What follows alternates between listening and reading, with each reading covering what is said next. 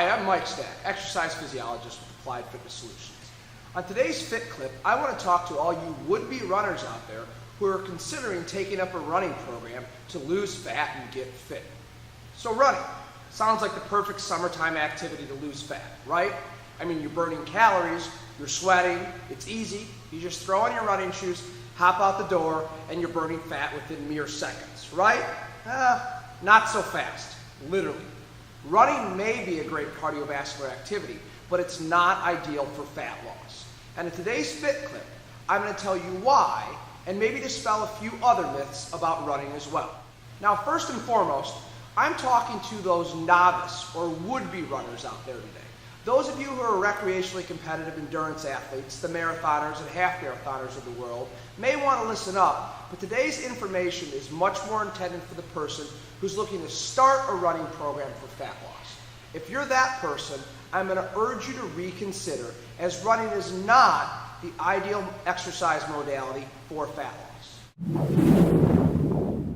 The primary reason for this centers around changes that occur in the body's hormone levels around steady state, longer duration aerobic exercise, such as running for 15 or 20 minutes or longer.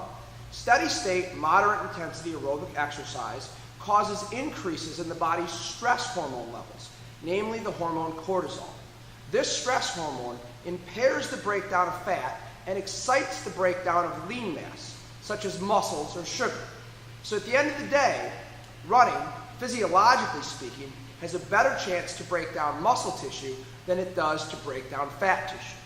This sounds very counterproductive if the initial goal is losing body fat. Beyond these hormonal changes, the notion of safety also needs to be addressed. Running is very biomechanically stressful from an activity perspective.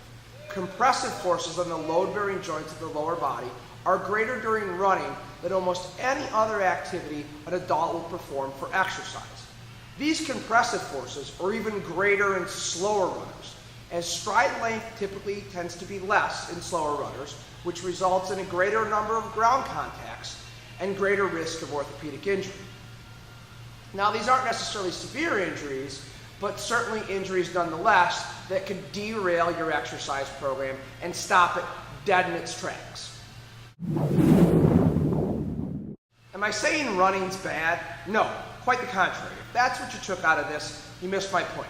Running is a great way to improve your aerobic fitness and strengthen your heart and your lungs, which might be the very reason that you should do it on sub-level.